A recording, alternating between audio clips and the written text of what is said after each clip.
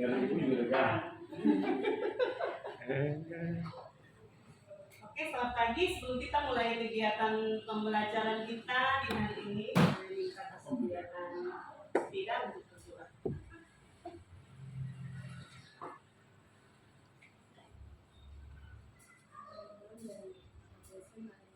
Kita belajar.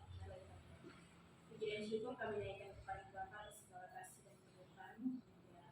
Saat pagi hari ini kami akan mulai dari proses belajar mengajarkan.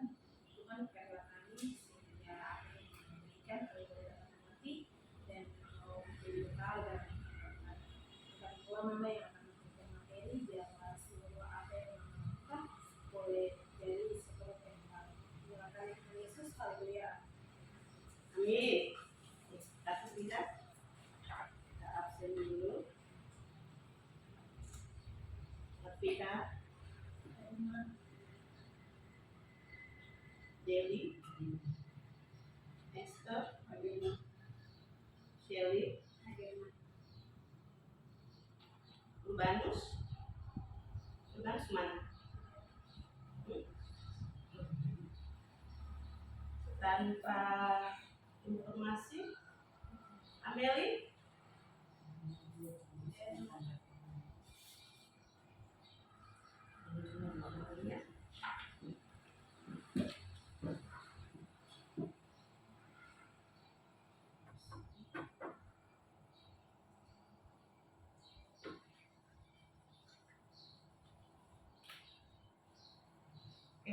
Mahasiswa sekalian, hari ini kita akan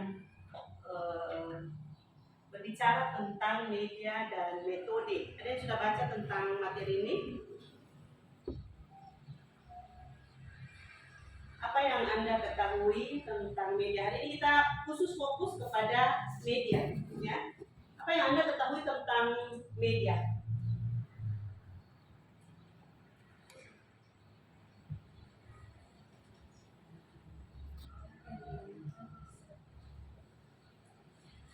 Ya, ada yang tahu tentang media? Satu alat menyampaikan sebuah informasi. Kalau media itu sendiri apa? Kata media itu sendiri apa? Alat. Ya. Jadi kalau kita bicara media, kata media itu berarti langsung pikiran kita tertuju pada sebuah alat atau sarana atau perangkat, ya.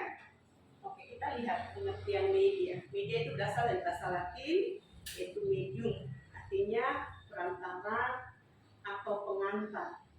Ya. Jadi ada sebuah perantara yang nanti mengantarkan dari pengirim kepada penerima, ya, kepada pengirim. Jadi kalau kita bicara tentang media, khususnya kalau di lingkup kelas, berarti kita hanya fokus kepada media pembelajaran. Karena kalau kita bicara media itu kan terlalu luas, ya, media itu terlalu luas. Sarana perantara itu kan terlalu luas. Misalnya kalau kita bicara pengantar listrik juga ada medianya. Tapi kalau kita pada skop pembelajaran, berarti kita khusus bicara tentang media pembelajaran. Nah, sekarang pertanyaannya adalah kenapa media itu perlu? Kenapa di dalam pembelajaran media itu perlu atau penting? Ada yang tahu? Alat bantu untuk apa? Media itu kan memang alat bantu, tapi alat bantu itu kalau di dalam pembelajaran, ya. Jadi kalau kita bicara media, ada yang lain? Kenapa? Kenapa harus perlu media?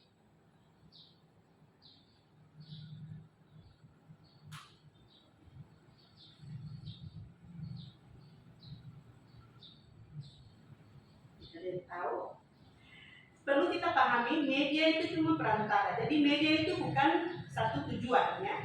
Media itu bukan tujuan. Jadi kalau di dalam pembelajaran, media itu bukan tujuan, tetapi media itu alat untuk mencapai, salah satu alat untuk mencapai tujuan pembelajarannya. Jadi kalau kita bicara media pembelajaran ini kan, kalau di ilmu komunikasi, sudah dapat ilmu komunikasi atau belum? Sudah. Berarti sudah tahu. Komunikasi itu artinya apa? Percakapan antara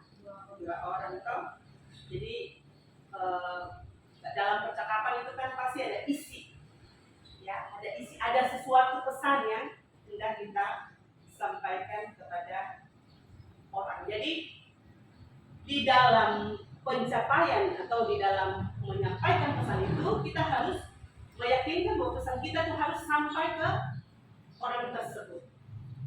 Ya, pesan kita itu harus sampai ke orang tersebut. Karena kalau tidak sampai kepada orang tersebut, berarti akan terjadi miss. Dia bisa mengerjakan sesuatu hal yang salah. Iya, kan? Misalnya saya suruh Selin sebagai pengantar saya. Selin, tolong sampaikan ke ketua BEM hari Sabtu kita akan melakukan kegiatan kerja bakti. Saya sampaikan ketua BEM, Mata bilang hari Sabtu kita akan melakukan latihan paduan suara misalnya. Jadi pesannya tidak sampai, medianya terganggu, ya tak? Oke, karena itu media itu penting supaya kita bisa mencapai tujuan yang hendak kita kerjakan, ya, atau yang ingin kita capai. Nah, karena itu tentu saja kita lihat ada ternyata media itu penting karena ternyata banyak sekali hambatan-hambatan yang terjadi di dalam komunikasi, khususnya dalam proses belajar mengajar. Oke. Yang pertama itu adalah verbalisme. Verbalisme itu artinya kita bisa menyebutkan kata tapi tidak mengetahui artinya. Kalau misalnya satu waktu kalian ke ke kampung-kampung, kemudian kalian mengajar, kalian mengatakan di mana ibu kota negara, apa saja ibu kota negara, misalnya ada Tugu Monas. Apa yang ada dalam pikiran anak-anak kira-kira kalau menurut kalian? Nah, Tugu Monas itu yang bagaimana? Kalau tidak ada medianya, tidak ada gambarnya, tentu pikiran mereka pasti akan berpikir ini apa yang disebutkan oleh ibu guru saya, karena terlalu banyak kata-kata yang dia tidak paham, dia tidak mengerti misalnya. Atau misalnya di sini kan tidak ada gajah, ya toh? Kalau mungkin di kampung-kampung kalau kalian tanya ke anak-anak sekolah minggu, siapa yang tahu bentuk apa hewan di sini? Kasuari, pasti mereka bisa tahu, betul kan tidak? Tapi kalau misalnya tentang gajah, kalau tidak ada gambarnya, kalau tidak ada visualnya, ya pasti kalian bilang badannya besar, pasti pemikiran mereka, pemahaman mereka pasti tidak sama semua. Ada belalainya atau ada hidungnya yang panjang, pemahaman mereka pasti tidak sama semua. Ya. Jadi harus ada visualisasi untuk memberikan gambaran yang jelas, sehingga kita tidak perlu lagi menjelaskan belalai itu badannya besar, telinganya lebar, hidungnya panjang, tapi kita sudah langsung masuk kepada ini loh yang dimaksudkan dengan gajah. Kalian tidak pernah lihat gajah di sini, tapi lewat gambar atau visual kalian bisa melihatnya. Kemudian yang kedua, salah tafsir dengan istilah atau kata yang sama, ya, yang diartikan berbeda oleh siswa. Kalau di dalam Alkitab kata apa yang sama tapi dia bermakna beda. Ada satu kata yang paling sering dipakai di dalam Alkitab. Itu dia punya kata itu sama, artinya berbeda. Saya kasih tunjuk ini. Nah, ini apa? Belalang. Kalau yang di sebelah sana apa? Ini namanya apa yang di sebelah kiri? Belalang. Sebelah kanan? Belalang juga? Tahu dari mana itu belalang? Ya, jadi yang kiri ini namanya belalang, yang sana juga namanya belalang. Kalau selama ini kita mengajar anak sekolah minggu, selalu kita bilang makanan Yohanes Pembaptis itu adalah madu dan hutan dan belalang. Dalam pikiran mereka atau dalam kapan kalian pertama kali tahu bahwa belalang itu adalah tumbuhan? Selama ini pikirannya apa? Belalang yang kayak ini kan? Nah, jadi itu yang disampaikan bahwa media ini penting supaya kita tidak salah tafsir, menyampaikan ke anak-anak misalnya kata yang sama tapi artinya berbeda. Misalnya kata belalang tadi itu. Ada belalang yang merupakan sebuah hewan, ada belalang dalam bentuk tumbuhan. Ya, itu juga ditulis di dalam Alkitab sehingga namanya tidak bisa, nama dan namanya sama, bentuk rupanya berbeda, ya kan? Oke. Kemudian hambatan lain adalah kadang-kadang anak-anak itu kalau tidak punya media, mereka suka ya mempengaruhi perhatian siswa satu terhadap yang lain. Kemudian kalau cara mengajar guru tanpa variasi, kurang pengawasan dan bimbingan guru, kadang-kadang kan coba kalian lihat dalam sekolah minggu. Kalau dengan media dan tanpa media, beda kan tidak? Beda ya? Pasti ada perbedaan kan? Jadi kalau kita menggunakan media, perhatian mereka setidaknya ada ke kita. Tapi kalau tanpa media sama sekali, mereka akan ke sana dan ke sini. Nah, kemudian yang keempat adalah tidak terlihatnya pemahaman. Jadi apapun yang kita bicarakan itu tidak dipahami, tidak dimengerti oleh mereka. Ya, saya kasih satu contoh. Kalian tahu tabut perjanjian itu bentuknya kayak bagaimana?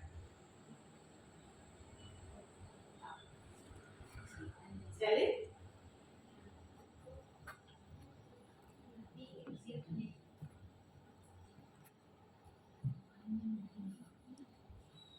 panjang atau kotak? Kotak dengan panjang itu kan beda.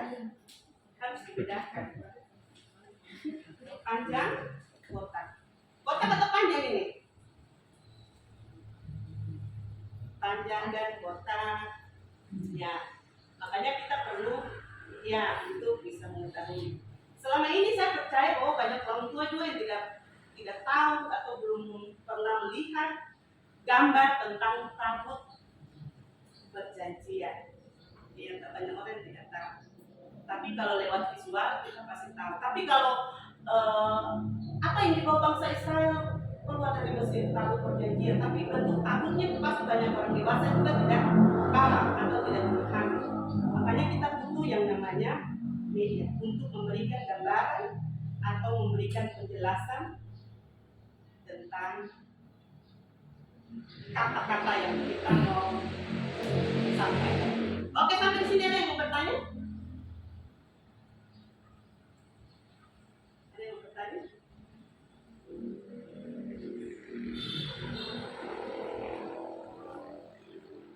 Ada yang mungkin ada yang mau bertanyakan? Belum? Ada yang bersangka mungkin?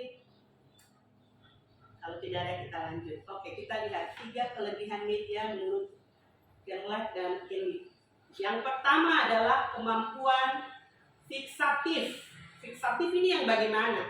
Jadi fiksatif ini dia tangkap, dia simpan, kemudian dia menampilkan kembali objek itu atau kejadian itu, dia bisa ulang-ulang penyajiannya. Jadi kalau misalnya kalian foto-foto selfie, kalian upload di Facebook misalnya, 1 tahun kemudian ada pengingatnya kembali, atau misalnya video dan sebagainya. Itu yang disebut dengan kemampuan fiksatif. Jadi dia menyimpan, kemudian dia bisa menampilkan kembali objek itu pada satu waktu di mana kita ingin melihat kembali. Jadi masa lalu kita itu yang seperti bagaimana? Mungkin dulu wajah belum kena skincare kan, bilang itu. Sekarang sudah mulai glowing. Nah, yang kedua adalah kemampuan manipulatif. Nah, ini yang sekarang banyak ini tuh, kemampuan manipulatif. Apa yang pakai media untuk kemampuan manipulatif? Apalagi media sosial.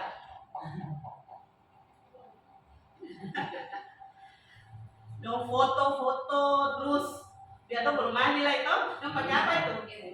Filter. Atau dong pakai apa tuh? Dong kirim, ih glowing nih. Iya toh, apalagi Elvira yang suka TikTok. Iya kan? Kelihatan glowing itu yang dinamakan kemampuan manipulatif. Jadi dia memanipulasi sesuatu, ya. Mulai dari misalnya diubah ukurannya, ya. Kalau ketemu taruh, jangan sampai gunung Merapi lagi. Tapi kalau kita taruh misalnya tubuh satu tungku 3 batu itu di dalam ruangan ini cukup atau tidak? Tidak cukup ya. Tapi dia punya kemampuan manipulatif kalau kita pakai media, baik media 2 dimensi maupun media 3 dimensi. Nanti kita lihat apa itu media 2 dimensi dan 3 dimensi. Tapi kita tidak mungkin menampilkan sesuatu objek yang besar itu di dalam ruangan ini. Betul nggak tidak? Iya kan? Jadi pasti kita butuh media supaya apa? Dari ukuran itu kita bisa menempatkannya di sini. Kemudian kecepatan juga bisa, warna, contoh tadi tuh warna kulit, atau kulit kusam-kusam sedikit, tapi kalau pakai filter bisa jadi glowing gitu. Nah kemudian dapat diulang-ulang penyajiannya. Kemudian kemampuan distributif. Kalau kita pakai media itu kemampuan distribusinya itu bisa menjangkau audiens yang besar. Salah satu contoh kalau kalian di lampu merah Tambaruni itu ada papan-papan besar itu, ya. Itu tuh bagian dari media. Jadi dia cuma berdiri di situ tapi semua orang bisa lihat, oh ini ada promosi apa di sini. Betul kan tidak?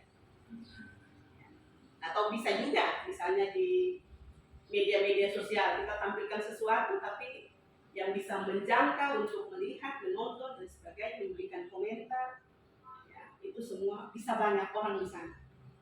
Itu kelebihan dari media menurut Gerlach dan Elling.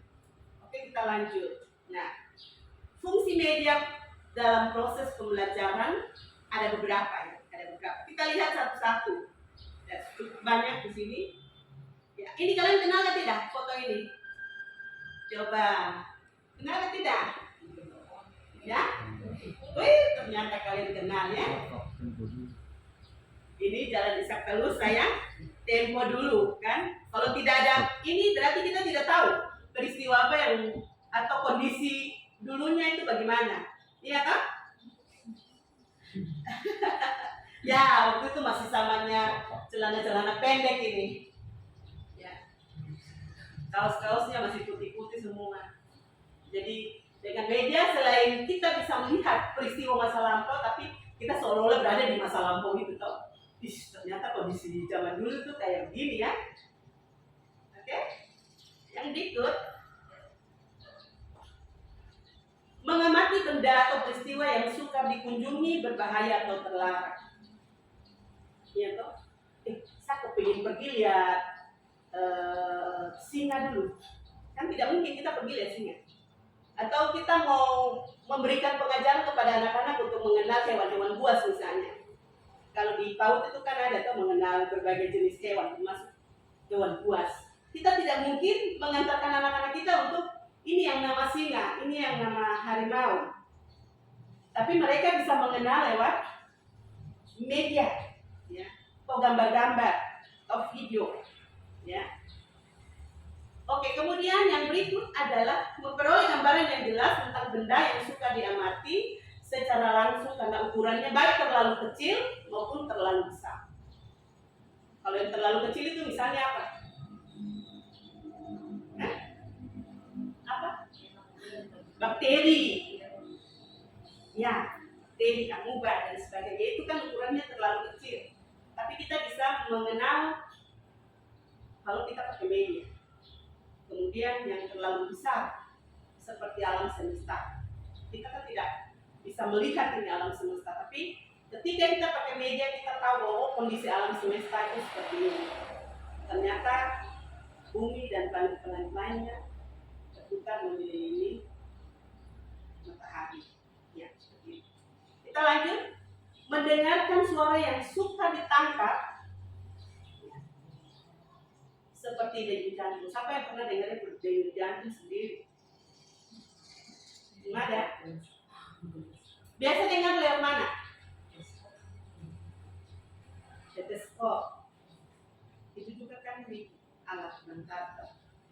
Apalagi kita bisa misalnya dari video.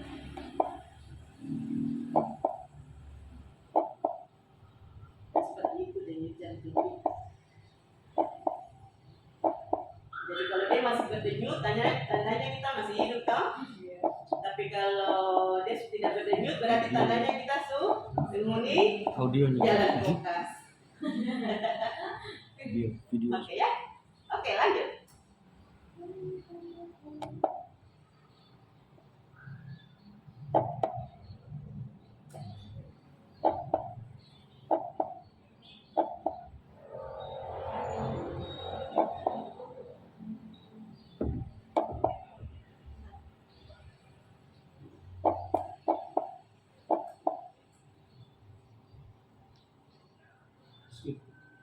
Ya.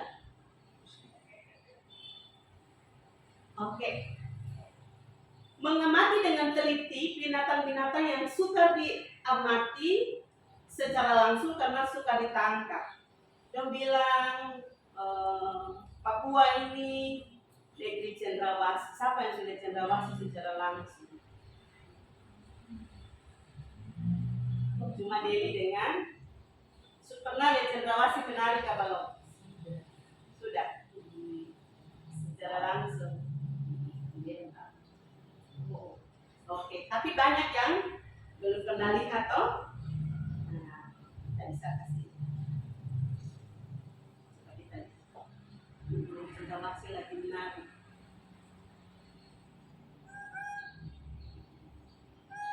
Cuma dengan media saja kita bisa melihat gambaran ini. Kalau kita tidak bisa melihat secara langsung ya. Dan juga banyak lagi hewan-hewan atau tanaman-tanaman mungkin yang tidak bisa kita lihat secara langsung, kita bisa mengamatinya di dalam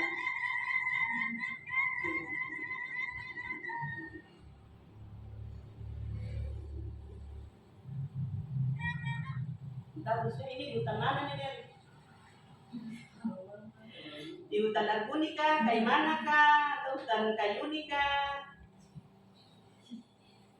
Jadi tidak tahu ini di mana. Di Ragunan. Oh iya di Ragunan. Aduh. Kemudian mengamati peristiwa yang jarang terjadi atau berbahaya untuk didekati. Ini tsunami. Ya, tsunami itu kan kita mungkin dekat untuk melihat peristiwanya. Atau misalnya Gunung Merapi, iya toh, atau tanah longsor, banjir. Ya, itu kan peristiwa-peristiwa berbahaya. Atau misalnya lingkungan apa namanya proyeknya Korea Utara nuklir itu kan tidak gampang untuk didekat, atau wilayah-wilayah militer misalnya satu negara, dan itu hanya bisa kita lihat kalau kita punya media tentang itu ya. Tidak bisa punya media tentang itu. Yang berikut adalah mengamati dengan jelas benda-benda yang mudah rusak dan sukar untuk diawetkan. Misalnya hati manusia kan kita tidak pernah lihat secara langsung Pak. Siapa yang pernah lihat secara langsung hatinya? Kemudian paru-paru, limpa, gitu kan kita tidak bisa lihat secara langsung. Tapi dengan media kita bisa tahu, oh ini yang disebut hati, ini yang disebut dengan limpa, ini yang disebut dengan usus, dan lain-lain sebagainya. Selanjutnya, nah, dengan mudah kita bisa membandingkan sesuatu dengan bantuan gambar. Atau kalau begini saja kita bisa pilih, oh ini anak China dari benua mana, dari benua mana, misalnya Asia, gambarannya jelas, Afrika gambarannya jelas, Amerika gambarannya jelas, dan lain-lain sebagainya. Tetapi juga kita bisa misalnya membandingkan sesuatu hal yang dengan gampang kita bisa bandingkan bila itu ada bantuan gambar atau foto. Dua orang yang sama misalnya, ya, kita pasti dua orang kembar yang sama sekalipun yang identik, kita pasti bisa, oh kayaknya yang ini rambutnya sedikit ikat, kalau yang ini agak lurus sedikit, misalnya seperti itu. Selanjutnya adalah kita dapat melihat secara cepat satu proses yang berlangsung secara lambat. Jadi ini misalnya metamorfosis kupu-kupu.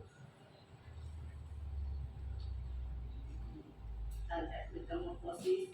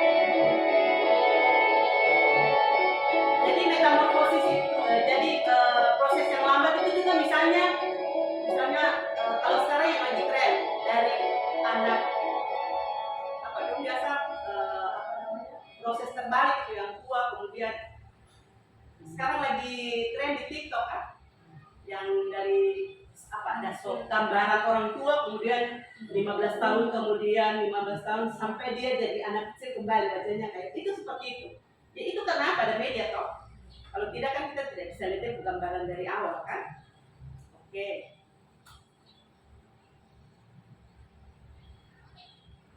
Kemudian kita dapat melihat secara lambat gerakan-gerakan yang berlangsung secara cepat.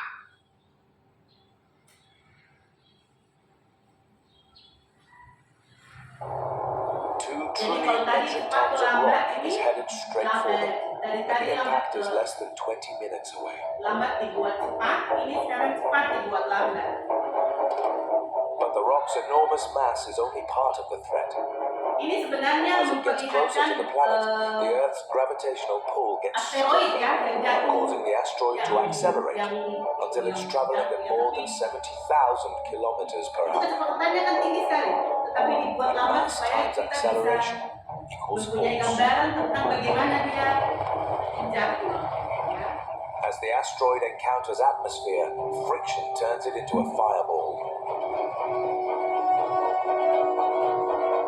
It takes just 4 minutes to cross the Atlantic Ocean on its way toward Mars and superheats the air surrounding it at around 20,000 degrees Celsius.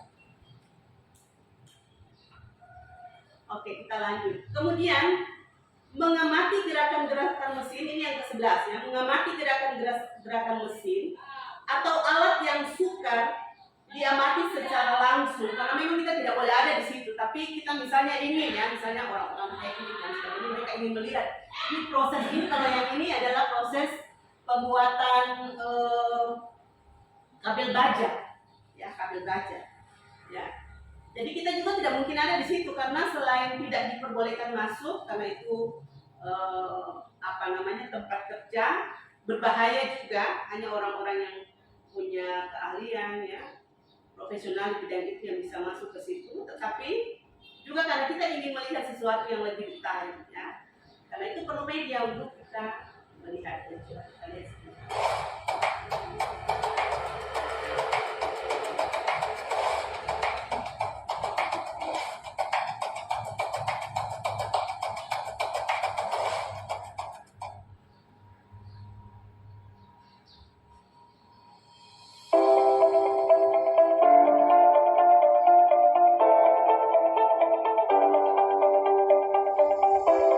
Ternyata proses pembuatannya itu begitu sulit rumit, tapi juga saya lihat gambarannya ada di sini.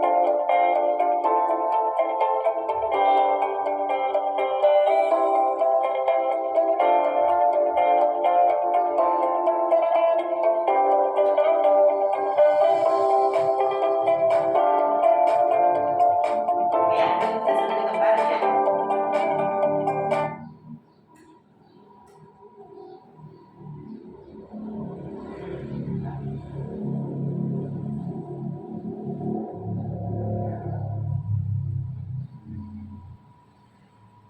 Kita lanjut. Kemudian kita melihat satu ringkasan dari satu rangkaian pengamatan yang lama atau panjang, tapi kemudian dibuat dalam beberapa menit, tiba-tiba sudah ada saja. Iya toh? Pernah tidak ada yang lihat ini primitive survival ini? Pernah toh? Kan kita nonton durasinya pendek saja, tapi ternyata mereka bisa melakukan pembuatan rumah yang begitu ya bagus cuma di dalam beberapa menit ya. Kalau di sini cuma 20 menit, padahal kalau kita memikirkan kayaknya tidak mungkin deh dalam 30 menit, tidak mungkin deh. Pasti ini lama sekali, betul kan tidak? Karena kalau apalagi kalau cuma 2 orang, kalau video ini memang sih sebenarnya tidak mungkin juga dikerjakan oleh 2 orang, tapi paling tidak kita mau melihat proses itu bahwa dia berlangsung, kita bisa menggunakan media untuk melihat sesuatu yang dikerjakan dalam waktu yang cukup lama dan media bisa membuatnya sehingga kita hanya mengamatinya dalam beberapa waktu saja.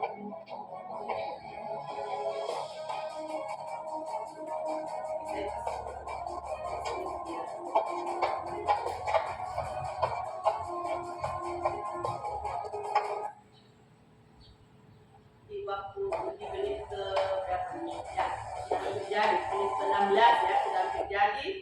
Lalu ini menit ke 18 sudah seperti ini. Nah, di menit ke 18 sudah seperti ini. Padahal pasti pembuatannya masih lama sekali tuh.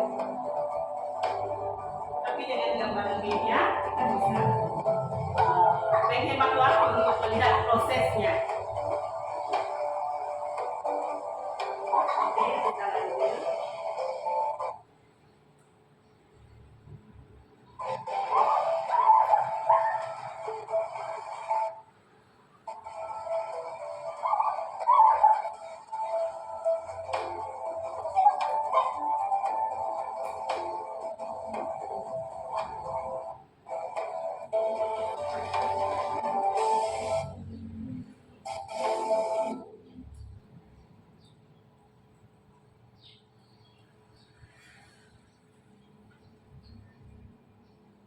Oke, kemudian yang ke-13, kalau kita pakai media, dia bisa menjangkau audiens yang jumlahnya besar, ya, secara serempak dan mereka bisa ada di tempat-tempat yang berbeda.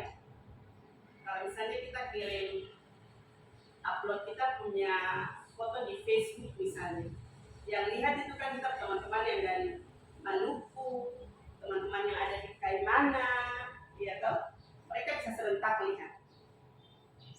Jadi misalnya dalam 1 menit kita lihat, ternyata sudah ada berapa orang yang menonton atau melihat video kita, ya toh? Itu keunggulan dari media sebenarnya. Lalu yang paling terakhir adalah kalau kita pakai media untuk dalam fungsinya sebagai media pembelajaran, kita itu bisa belajar sesuai dengan kemampuan minat dan tempo masing-masing. Jadi kita tidak dipaksa untuk harus satu waktu itu harus datang ke tatap muka, kita harus tidak. Tapi kita bisa belajar di tempat-tempat kita masing-masing. Saya kasih contoh saja, misalnya kalau Selin suka masak misalnya, dia bisa buka YouTube, dia bisa cari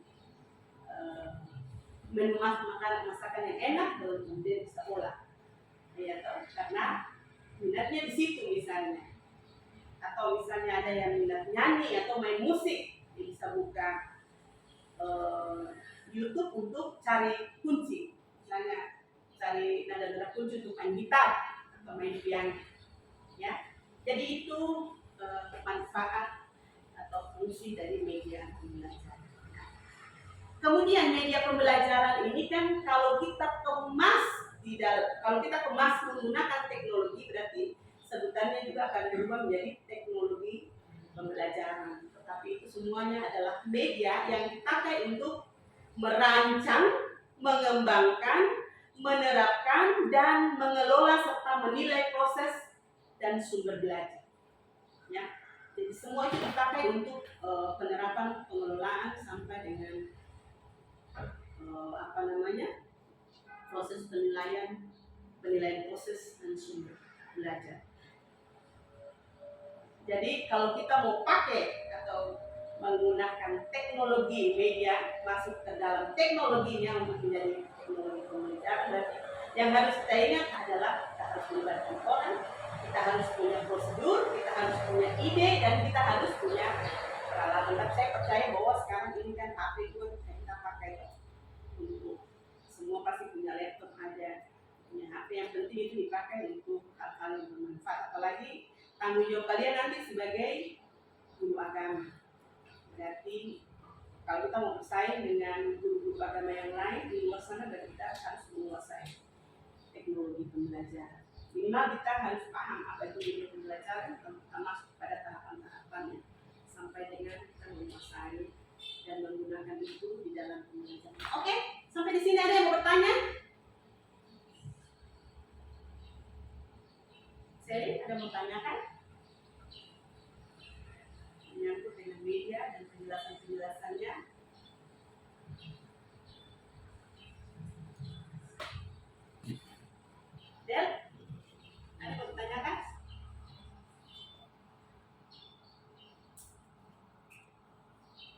Jadi kalau kita pakai media ini juga bisa nanti misalnya kalau ada yang berkhotbah misalnya untuk memberikan penjelasan sesuatu kata itu kita bisa pakai. Kita bisa memanfaatkan media ini. Kan di gereja kita punya multimedia, no? Kita bisa pakai itu untuk menampilkan sehingga umat tidak punya pemikiran kesana kemari tentang topik yang kita bahas.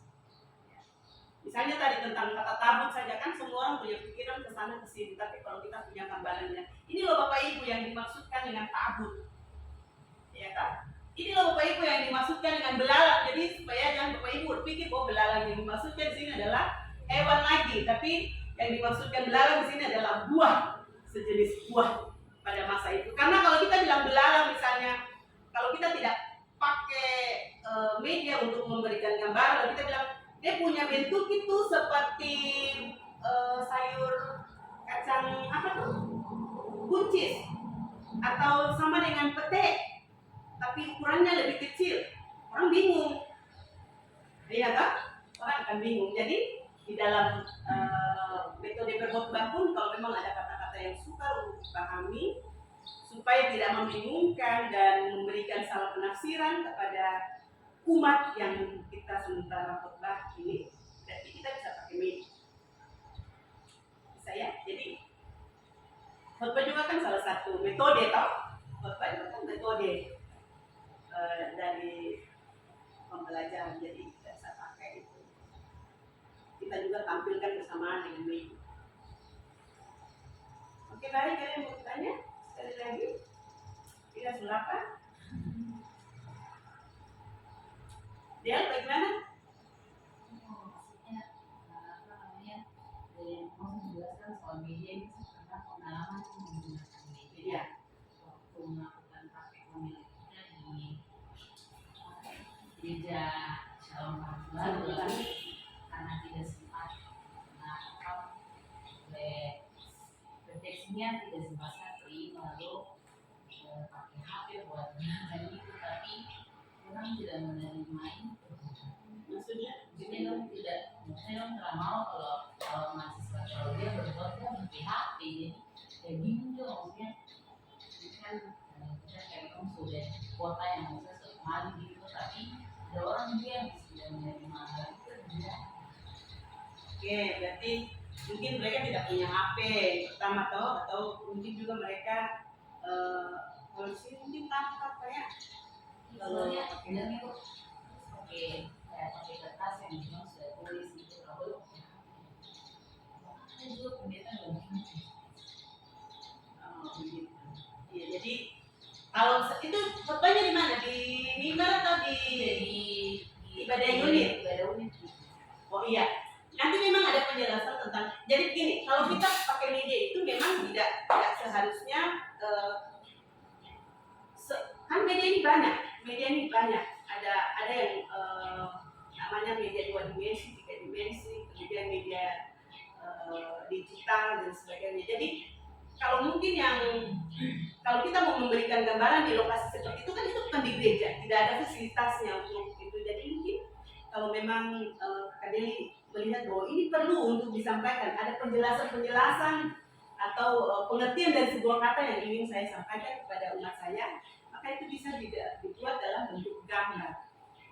Ya, boleh gambar. Sehingga ini loh Pak Ibu yang saya maksudkan dengan yang tadi saya khotbahkan. Gitu toh, gada, tongkat, kan orang-orang selama ini ada dan tongkat, tapi kalau disebut coba gambarkan mana itu gada, pasti banyak yang tidak tahu apa itu gada. Ya. Tongkat yang bagaimana? Tongkat kan banyak, apa tongkat yang biasa pokok pakai itu yang satunya kayak payung, gitu. Jadi gambar-gambar yang tapi itu kan bisa kita sampaikan, apalagi kalau kepada anak-anak sekolah minggu itu yang paling penting sekali supaya jangan sampai mereka salah menafsir. Seperti itu. Ada yang lain?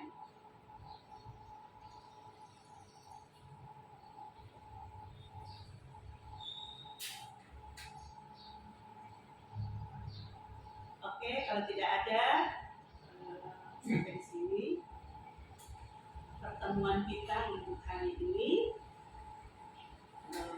Semoga ini menjadi acuan bagi saudara-saudara yang nanti akan menjadi